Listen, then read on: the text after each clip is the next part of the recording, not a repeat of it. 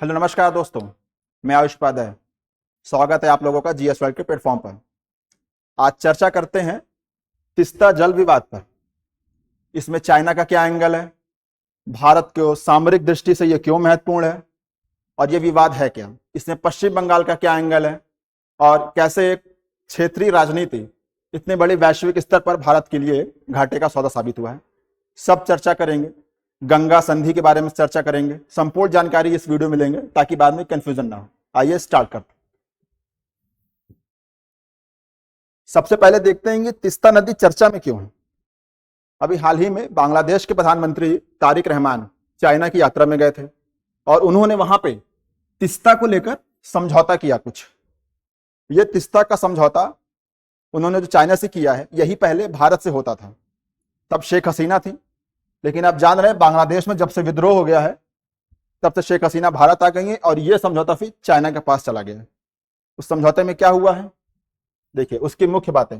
द्विपक्षीय समझौता क्या हुआ, तकनीकी और वित्तीय सहयोग चाइना करेगा और तीस्ता नदी बांग्लादेश के लिए क्यों इंपॉर्टेंट है इसके बारे में हम लोग अभी मैप से चर्चा करेंगे।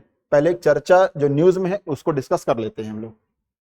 क्या क्या किया जाएगा, नदी पुनरुद्धार किया जाएगा, ओके, और बुनियादी ढांचे का विकास किया जाएगा। मतलब कि बांग्लादेश में एक बैराज का निर्माण किया जाएगा, उसके जल को डाइवर्ट किया जाएगा नहरों में। ये मेन तकनीकी सहयोग चाइना करेगा, ठीक है। लेकिन सबसे महत्वपूर्ण क्या है भारत के परिप्रेक्ष्य से, आइए इसको देखते हैं।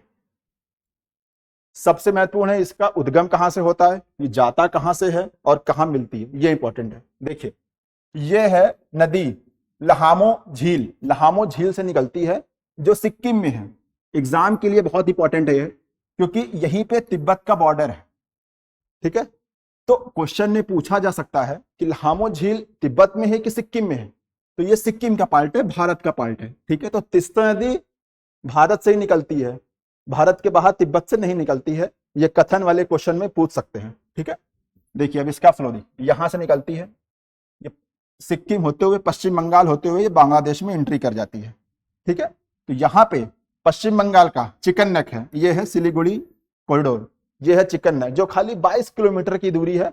22 किलोमीटर मतलब एक छोटा सा शहर, और जियो पॉलिटिक्स में 22-23 किलोमीटर कुछ मायने नहीं करता है। इसी वजह से ये इतना ज्यादा चर्चा में है। क्यों, क्योंकि अगर चाइना यहां पे आके बैठ गया, यहां पे डैम बन रहा है, यहां पे आके अगर बैठ गया तो आने वाले समय में कभी भी अगर जरूरत पड़ी चीन को तो यहां पे आके ब्लॉकेज लगा सकता है। इसलिए ये इतना इंपॉर्टेंट है भारत के लिए, ठीक है। और ये बांग्लादेश में प्रवेश करने पर ये जमुना नदी यानी कि ब्रह्मपुत्र में मिल जाती है। इधर से आ रही है ब्रह्मपुत्र, जो बांग्लादेश में एंट्री करके उसका नाम पड़ जाता है जमुना, ओके। इसको अच्छे मैप में देखते हैं। ये है, आप देखिए ये आ रही है लहामो झील से तीस्ता नदी, ओके। इधर से आ रही है ब्रह्मपुत्र और यहां पे मिलन हो रहा है बांग्लादेश में। इसी को ब्रह्मपुत्र को वहां बोलते हैं जमुना नदी। देखिए इससे एक क्वेश्चन हमें याद आ गया, 2021 के प्रीलिम्स में क्वेश्चन आया था तीस्ता को लेकर कि क्या तीस्ता नदी कभी गंगा नदी से मिलती थी, तो उसका उत्तर था हाँ। क्यों, पहले 1800 के आसपास इधर से जो आ रही है नदी, गंगा नदी आ रही है, पहले ये तीस्ता इधर बहा करती थी, यहां आके ये बांग्लादेश में आके गंगा में आके मिलती थी। लेकिन बाद में बाढ़ आई, भौगोलिक स्थिति चेंज हुई, इसका प्रवाह चेंज हो गया, फिर आके ये ब्रह्मपुत्र में मिलने लगी। तो ये प्रीवियस ईयर क्वेश्चन का ये व्याख्या है, इसको इंपॉर्टेंट है, इस तरह क्वेश्चन बनते हैं, देखते रहिएगा। ये हो गया तीस्ता के बारे में। लहामो झील से निकलती ये है लहामो झील, ठीक है। आइए तीस्ता जल विवाद का एक टाइमलाइन है, उसके बारे में चर्चा करते हैं। ये संधि कब हुई, उसका विवाद क्या है।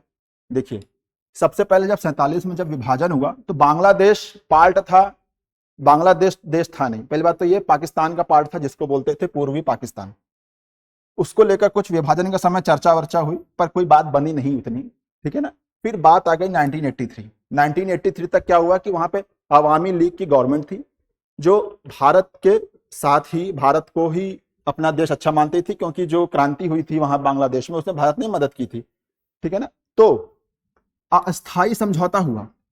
अस्थाई समझौते में क्या हुआ था 1983 में, यही मुद्दा है जो आज दिक्कत का कारण बना हुआ है। और तीस्ता नदी की एक प्रॉब्लम है, तीस्ता नदी क्या है ना कि वो दो भागों में बंटती है। एक होती है जनवरी से लेके जून तक, वो सूखी होती है। वो क्या होता है कि उसकी चौड़ाई कम होती है, 1 किलोमीटर की चौड़ाई होती है, तो पानी का फ्लो कम होता है। उसके लिए अलग नियम निकाले गए। और एक होता है सावन के समय, जुलाई से लेके दिसंबर के समय, उसके लिए अलग नियम निकाले गए। क्या नियम थे कि जब नदी में पानी कम है उस समय भारत 42% तक पानी उपयोग करेगा और बांग्लादेश 33% पानी उपयोग करेगा। ये 1983 की बात हो रही है, ये इंपॉर्टेंट रखिएगा, ध्यान में रखिएगा। और जब पानी का फ्लो ज्यादा हो जाएगा तो कोई दिक्कत नहीं, तब 50-50% के रेशियो से इसका बंटवारा किया गया था। ठीक है, लेकिन फिर 83 साल बदला, समय बदला, भौगोलिक स्थिति चेंज हुई, जनसंख्या बदली। 2011 का समय आया, यूपीए गवर्नमेंट का समय आया, मनमोहन सिंह अपने प्रधानमंत्री थे और वहां कौन बैठी थी? ममता बनर्जी। बैठ के लोगों ने बात किया और सारा खेल, अब देखिए, बांग्लादेश ने बोला कि 1983 में हमारी जनसंख्या कम थी, अब जनसंख्या अब ज्यादा हो गई है, डिमांड बढ़ गई है, तो क्यों ना इस पर समझौता फिर से किया जाए। तो बैठा गया। अब इसमें जो समझौता किया गया, देखिए सावन के बाद जब पानी का फ्लो बढ़ जाता है, 5-6 किलोमीटर पानी का फ्लो बढ़ जाता है जुलाई से लेके दिसंबर तक, उस समय तो 50-50% था, वो वाली मैटर दिक्कत नहीं करता। मैटर तब दिक्कत करता जब सूखी नदी हो। उस समय क्या हुआ था, 2011 में ये नियम रखा गया कि भारत 28% पानी उपयोग करेगा और पश्चिम बंगाल, सॉरी बांग्लादेश 42% उपयोग करेगा। ये पूरा खेल हो गया। यहीं से पश्चिम बंगाल के मुख्यमंत्री ममता बनर्जी यहीं से भड़की। क्यों? आप ही देखिए, मैप में आइए, आपको मैप में दिखाते हैं। ये है तिस्ता, तिस्ता का ये भाग है सिक्किम। चलिए ठीक है, सिक्किम की जनसंख्या उतनी अच्छी अभी ज्यादा है नहीं। ये हो गया ये हो गया पश्चिम बंगाल का क्षेत्र, जलपाईगुड़ी, रंगपुर, ठीक है ना, गजोल डाबा बैरेज जो बनाया गया है, अभी आगे मैप में है ये सब। तो ये पश्चिम बंगाल में बहती है। तो समझ लीजिए जो 28% जो पानी भारत अपने यूज करने के लिए कह रहा है, वो पानी संपूर्ण भारत तो यूज थोड़ी ना करेगा, वो यूज कौन करेगा? पश्चिम बंगाल तो यूज करेगा। तो पश्चिम बंगाल के मुख्यमंत्री ने कहा है कि ये ऐसा क्यों कर रहे हैं आप, क्योंकि एक समय तो आपने हमको 42% यूज करने के लिए दिया था, उसमें 42% यूज करने को दिया था 83 वाले में, इसमें आपने सीधे इतना कम क्यों कर दिया 28%? तो ये विरोध उनका करना जायज है, क्योंकि पानी उनको कम मिल रहा है। क्योंकि जब बांग्लादेश की जनसंख्या बढ़ी है तो इसकी भी तो बढ़ी होगी, पश्चिम बंगाल की बढ़ी है। 2001 की जनसंख्या में जो जनगणना हुई थी उसमें सबसे ज्यादा घनत्व वाला राज्य कौन सा था? पश्चिम बंगाल था। और पश्चिम बंगाल घन ज्यादा, यानी कि जनसंख्या बढ़ी है। जब जनसंख्या बढ़ी है तो भाई आप 28% क्यों दे रहे हैं? यही ममता बनर्जी ने विरोध किया। अब ममता बनर्जी यूपीए गवर्नमेंट से विरोध कर रही है, जरूरी नहीं है कि जब से एनडीए गवर्नमेंट बनी है तभी से उन्होंने विरोध करना शुरू किया, ये यूपीए गवर्नमेंट से ही ये विरोध करना शुरू की थी। ठीक है, तो वहां से मुद्दा चलता चला आया, जो 2015 में फिर से वार्ता हुई, 21 तक वार्ता हुई। जब तक शेख हसीना थी तो इंडिया के पक्ष में वो वार्ता करती रही कि मामला कुछ निकल जाए, पर मामला निकला नहीं, वो राजनीति का की भेंट चढ़ गया। वर्तमान में क्या हुआ देखिए, वही पूरा घटनाक्रम है यहां तक, ठीक है ना। भारत को 42% मिलता था 83 के थ्रू, 37% बांग्लादेश को। 2011 में 29% भारत का हो गया और 28%, सॉरी 42% हो गया बांग्लादेश को। और ये जो दिख रहा है 28% जो जल बच रहा है, ये प्राकृतिक यूज के लिए है कि उसका वाष्पीकरण हो जाए, भूमि को जल मिल जाए, सूखा ना आ जाए, उसके लिए। इसमें भी देखिए 20% जल इसीलिए छोड़ा गया था। ओके, लेकिन ये इस समय बड़ा अच्छा समय है, पर गवर्नमेंट बदल गई बांग्लादेश में, क्योंकि इस समय पश्चिम बंगाल में बीजेपी की गवर्नमेंट है।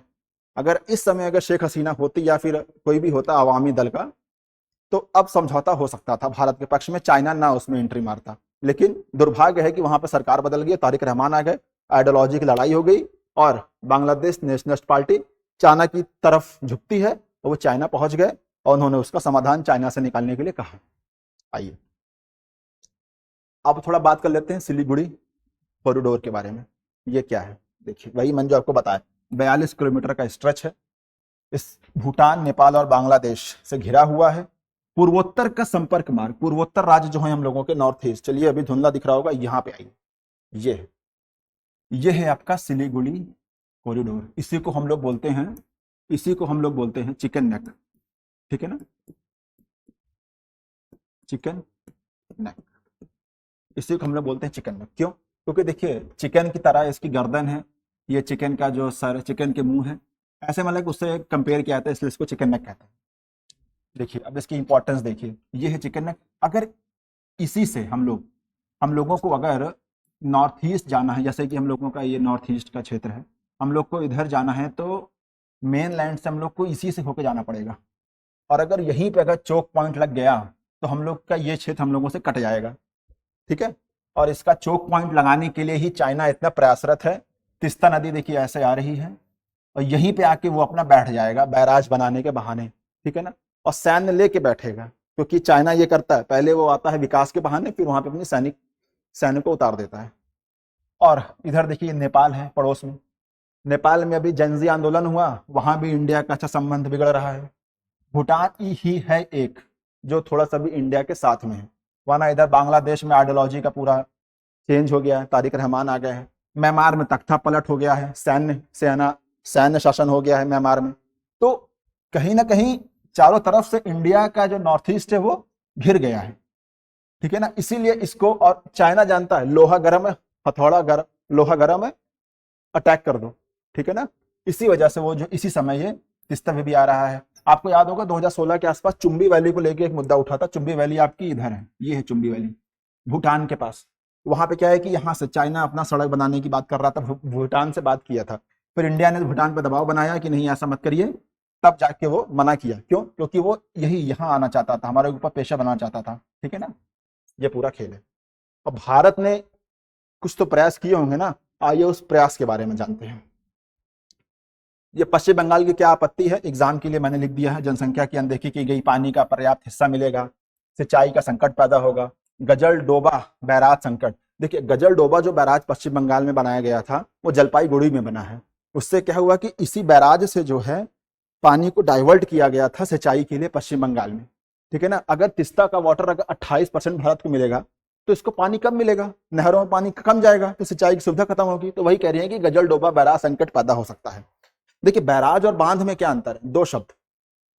बांध क्या होता है, बांध क्या होता है, पानी को रोकने के लिए बांध बनाया जाता है, और बैराज क्या होता है, पानी को डाइवर्ट करने के लिए बनाया जाता है। जैसे टिहरी डैम, उसमें क्या है कि गंगा के फ्लो को, अलकनंदा गंगा के फ्लो को रोकने के लिए उसको बनाया गया है, ठीक है ना, पानी इकट्ठा हो गया। और बैराज जो होता है इसका उपयोग किया जाता है डाइवर्ट करने के लिए, नहर निकालने के लिए, ये होता है बैराज का काम, ठीक है ना। पर्यावरण दुष्प्रभाव होगा, पानी कम आएगा, धरती को पानी कम मिलेगा, वाष्पीकरण कम होगा, तो पर्यावरण को प्रभाव होगा ही होगा, ठीक है। और पूर्व मूल्यांकन की मांग वाला कि फिर से बैठिए बात करिए, हमारे ये बात सुनिए, वही सब बात चल रही है। ये एग्जाम के पॉइंट ऑफ व्यू से महत्वपूर्ण है, अगर एग्जाम में बने, ठीक है ना। भारत पूछे भारत के बारे में लिख दीजिए, पश्चिम बंगाल पूछे पश्चिम बंगाल के बारे में लिख दीजिए मेंस के लिए। देखिए गजल डोबा बैराज कहाँ, ये है जलपाईगुड़ी, ये है गजल डोबा बैराज, यहीं से पानी को डाइवर्ट किया जाता है। मैंने ये स्लाइड इसलिए लगाई है कि गजल डोबा बैराज के बारे में हम जाने रहिए, एग्जाम में पूछा जा सकता है कि ये किस राज्य में है। तो ये पश्चिम बंगाल में है, पश्चिम बंगाल में कहाँ, जलपाईगुड़ी में है, ठीक है। आइए देखिए मोंगला पोर्ट, हाँ बांग्लादेश ने अपना मोंगला पोर्ट भी चाइना को पकड़ा दिया है। मोंगला पोर्ट है कहाँ, मोंगला पोर्ट इनका यहाँ पर है, ये है इनका मोंगला पोर्ट, ठीक है। ये है इनका चिटगांव, चिटगांव इनका सबसे व्यस्त बंदरगाह है। उसके बाद सेकंड नंबर पे आता है मोंगला पोर्ट। तो तिस्ता का ट्रीटी तो करके आए ही आए हैं, प्लस मोंगला पोर्ट भी ये पकड़ा दिए हैं चाइना को, ठीक है ना। और मोंगला पोर्ट के बारे में अगर हम बात करें तो ये मोंगला पोर्ट जो है ना, एक समय भारत को मिल गया था। जब शेख हसीना बैठी थी यहाँ पे पीएम की कुर्सी पर, तो उन्होंने मोंगला पोर्ट भारत को दे दिया था, लगभग भारत के पास आ गया था। भारत इसमें अपना कार्य करना शुरू कर दिया था, पूरा अपना इक्विपमेंट लगाना शुरू कर दिया था इसको विकसित करने के लिए। लेकिन तब तक सरकार बदल गई, यूनुस खान आ गए, मोहम्मद यूनुस आ गए। मोहम्मद यूनुस आ गए तो भारत को यहां से निकलना पड़ा। बांग्लादेश की जनता में भारत के खिलाफ जहर उगला गया, और उसी की बदलत जब वहां पर चुनाव हुआ तो तारिक रहमान आए। तारिक रहमान ने अब ये पोर्ट पकड़ा दिया है चाइना को। तो यहां से भी भारत को दिक्कतें का सामना करना पड़ा। और भारत ये मोंगला पोर्ट क्यों लेना चाह रहा था, क्योंकि वो सिलीगुड़ी कॉरिडोर जो आपका चिकन नेक है उसको बाईपास करना चाह रहा था, क्योंकि वो जानता है कि वो सिलीगुड़ी कॉरिडोर जो है वो बहुत पतला है, हम लोग को उसका अल्टरनेट निकालना ही पड़ेगा। तो वो अल्टरनेट निकालने के लिए वो इसका उपयोग करना चाह रहा था इंडिया। कैसे? क्योंकि यहां से ज्यादा 120 किलोमीटर के आसपास है कोलकाता। ठीक है, क्या कह रहा था, कोलकाता से सामान आएगा इनकी बंदरगाह मोंगला पोर्ट, यहां से होते हुए ये जाएंगे त्रिपुरा, जुड़ गया है ना नॉर्थ ईस्ट, इधर से आके त्रिपुरा घुसेंगे, फिर यहां से अपने नॉर्थ ईस्ट में एंट्री मारेंगे। ठीक है ना, ये पूरी भारत की सोच थी। लेकिन बस वही है ना कि जब सरकार बदल गई तो आप कुछ नहीं कर सकते, तो भारत को यहां से निकलना पड़ा, ये चला गया चाइना के पास। तो अब ये चाइना इसको ना सीमैक का पार्ट बना रहा है। और सीमैक क्या है, आइए, ये है सीमैक, चाइना म्यांमार इकोनॉमिक कॉरिडोर। क्या है China Myanmar economic corridor? China का जो एक प्रोग्राम है बेल्ट एंड रोड इनिशिएटिव, उसका पार्ट है सीमैक। सीमैक क्या है, चाइना के कुनमिंग से एक रोड बनाई जाएगी जो सीधे म्यांमार के यंगून में आएगी, जिसको हम लोग रंगून बोलते हैं, उसका नाम यंगून है, वाई हो गया है। ठीक है ना, उसको जोड़ने की बात की गई व्यापार वाणिज्य के लिए, कि यहां से व्यापार होगा, यहां सामान आएगा, यहाँ ये जो रोड बन रही है ना, इसको बोलते हैं सीमैक। यहां पे क्या है, मोंगला पोर्ट, तो इसी से चाइना जोड़ना चाह रहा है। China Bangladesh Myanmar economic corridor, CBMEC बनाने की कोशिश कर रहा है। कैसे करेगा, यहां से आएगा, यहां से एक रास्ता ला के इसको जोड़ देगा, तो ये CBMEC बन जाएगा। ठीक है ना, इसकी बनाने की कोशिश कर रहा है चाइना, जो पूर्ण रूप से भारत के लिए बहुत ही चिंता का विषय है। ठीक है ना, आइए एक और आपको बताते हैं कालादान प्रोजेक्ट के बारे में, वो कैसे इससे इफेक्ट हो रहा है इस कॉरिडोर से। अब यह है कालादान प्रोजेक्ट, भारत का कालादान प्रोजेक्ट। भारत ने चिकन नेक को अल्टरनेट निकालने के लिए कालादान प्रोजेक्ट भी स्टार्ट किया था। मोंगला पोर्ट तो बांग्लादेश से स्टार्ट किया था, कालादान वाला प्रोजेक्ट हम लोगों का किसके साथ था, म्यांमार के साथ। देखिए ये नदी है म्यांमार में, इसका नाम है कालादान, इस नदी का नाम है कालादान। ठीक है, भारत ने क्या दिमाग लगाया, कोलकाता के पोर्ट से बंदरगाह हुगली, यहां से सामान निकलेगा समुद्र के सहारे, इनके यहाँ पोर्ट पे आएगा। पोर्ट क्या है, सितवे पोर्ट, ये इंपॉर्टेंट है, लिख लीजिए, सितवे पोर्ट, सितवे बंदरगाह। कहां पर है सितवे बंदरगाह, म्यांमार में है, ये है सितवे बंदरगाह। यहां पहुंचेगा, फिर यहां से नदी के द्वारा सामान उतरेगा, फिर यहां से रेलवे के द्वारा यहां तक आएगा, फिर यहां सड़क मार्ग से मणिपुर में घुस जाएगा, ये है मणिपुर।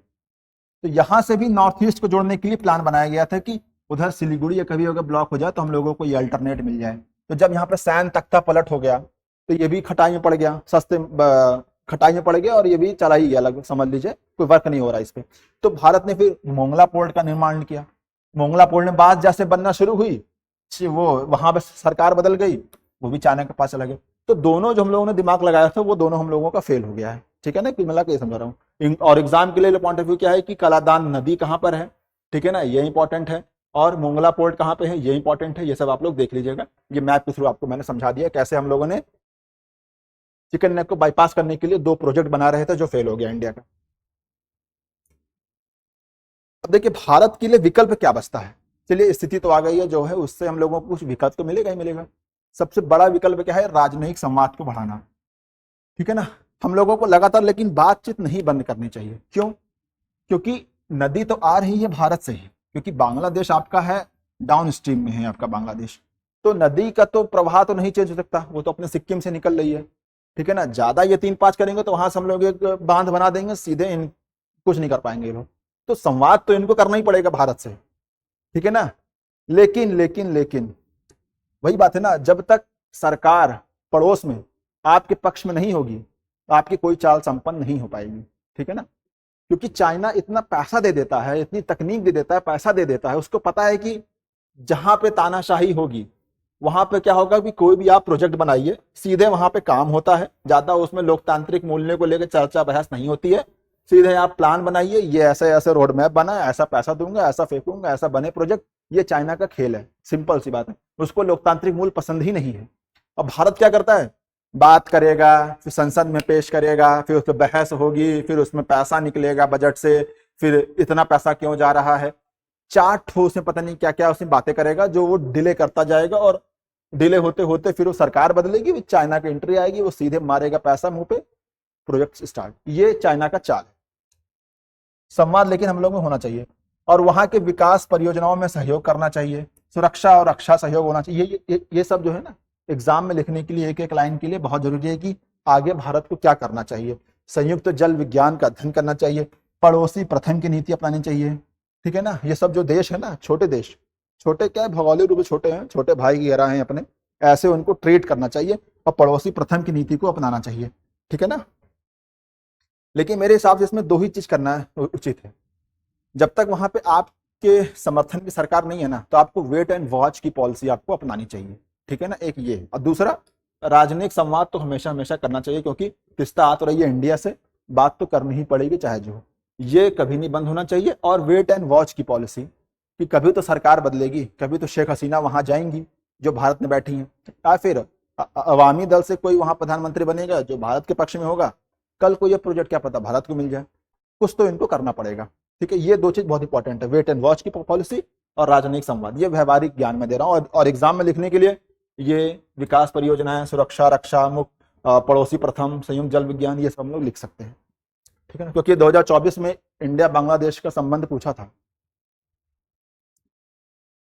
जब तिस्ता नदी की बात हो रही है तो हम लोग गंगा नदी संधि की भी बात कर लेते हैं, जो 1996 में हुई थी। और ये क्यों इंपॉर्टेंट है, क्योंकि ये खत्म कब हो रही है, 2026 में। चल क्या रहा है 26, तो एग्जाम में पूछा जा सकता है कि इसके 30 वर्ष पूरे हो गए हैं, ठीक है ना। आइए, ये क्या है कि 12 दिसंबर 1996 को नई दिल्ली में दोनों ने देशों ने 30 वर्ष के लिए इसको जो है ऐतिहासिक संधि पर हस्ताक्षर किए, जो जिसमें कुछ जल प्रवाह, इसमें क्या है कि 1 जनवरी से 31 मई तक की पानी का ही खाली बंटवारा हुआ था। क्यों, क्योंकि इस समय सूखे का समय आता है, उसके बाद बारिश खूब होती है और गंगा नदी में खूब पानी आता है। तो उसके बाद क्या है कि आप लोग जितना पानी यूज करिए, भारत जितना यूज करे, बांग्लादेश जितना यूज करे, उसमें कोई रोक टोक नहीं है। तो ये संधि सिर्फ और सिर्फ वर्क करती है 1 जनवरी से लेकर 31 मई के बीच के पानी को लेकर, क्योंकि उस समय थोड़ा सा पानी कम रहता है, इसलिए, ठीक है ना। तो ये मैंने इसलिए मैंने इसको डाला है क्योंकि ये 2026 तक ही है। अब इसको रिन्यूअल की बात होगी तो दिसंबर में देखिएगा, जैसे जैसे दिसंबर पास आएगा, भारत बांग्लादेश के बीच में गंगा नदी संधि को लेकर वार्ताएं शुरू हो जाएंगी, राजनयिक वार्ता शुरू हो जाएंगी, ठीक है ना। बैक चैनल टॉक शुरू हो जाएंगे, आए दिन न्यूज में आएगा, अक्टूबर नवंबर आते ही। तो अभी से ये आप लोग जानकारी रखिए क्यों होने वाला है, क्योंकि अभी फरवरी में भारत सरकार ने संसद में बयान दिया है कि इस समय गंगा नदी संधि को लेकर बांग्लादेश अभी कोई वार्ताएं नहीं चल रही हैं। क्यों चल रही है, क्योंकि इसमें भी बांग्लादेश बदलाव चाहता है। 96 घटना है, 96 की संधि है, 2026 है, 30 साल हो चुका है। तो जनसंख्या में बदलाव आया है, भौगोलिक क्षेत्र बदलाव आया है, तो कुछ इसमें बदलाव करके ये संधि होने वाली है, होगी दिसंबर तक, देख रहिएगा। तो ये इंपॉर्टेंट है एग्जाम के लिए, प्रीलिम्स में आ सकता है, क्योंकि प्रीलिम्स कब है, दिसंबर में, और ये भी उसके पहले ये पूछा जा सकता है कि करंट का इशू बन सकता है, ठीक है। वही जो मैंने बताया है वही मैंने एक फ्लो चार्ट में 30 वर्ष का है, 96 से 2026 का है, मुख्य उद्देश्य क्या है, वही सब है, इसको आप देख लीजिएगा। अब आ जाइए आगामी मांगे, मतलब कि बांग्लादेश क्या मांग इसमें कर रहा है, ठीक है ना। वही कह रहा है कि स्थायी और दीर्घकालिक संधि चाहिए मुझको, ठीक है ना। और सूखे के महीनों में अधिक जल प्रवाह, वही अधिक जल प्रवाह मांग रहा है कि भाई जनसंख्या मेरी बढ़ गई है, ठीक है ना, कुछ भौगोलिक चेंज हुए हैं, और वो साथ में अन्न साझा नदी, जैसे कि तिस्ता वाला, तो तिस्ता पर भी ये चाह रहा था, पर तिस्ता पे क्या है कि नहीं बात बन पाई घरेलू राजनीति की वजह से हम लोगों की, जो ठीक भी है, क्योंकि 28% आप पश्चिम बंगाल को नहीं दे सकते, वहां की भी जनसंख्या ज्यादा है, ठीक है, इस वजह से। तो ये बांग्लादेश की मांग है, देखते हैं ये पूरा होता है कि नहीं होता है। 2 दिसंबर आते आते इस पर कुछ संधि होगी, कुछ अगर बात उठेगी, बीच में कुछ न्यूज होगी, तो ये करंट का इशू बनेगा, इसलिए हम लोग चर्चा करेंगे, ठीक है। तो ये आज का वीडियो था, आप लोगों को कैसा लगा बताइएगा। और तिस्ता नदी जल विवाद के बारे में संपूर्ण जानकारी इसमें है, चाइना का क्या एंगल है, चिकन नेक क्या है, पूरी जानकारी आपको प्राप्त हो चुकी है। तो this is the end of video. आप लाइक करिए, शेयर कीजिए, सब्सक्राइब कीजिए चैनल को, और कमेंट में बताइए और मैं क्या क्या वीडियोस बना सकता हूं, और टेलीग्राम चैनल से जुड़ जाइए, ये आपको PDF वहां मिल जाएगी। Thank you very much. Ayush पद है, शाइनिंग ऑफ।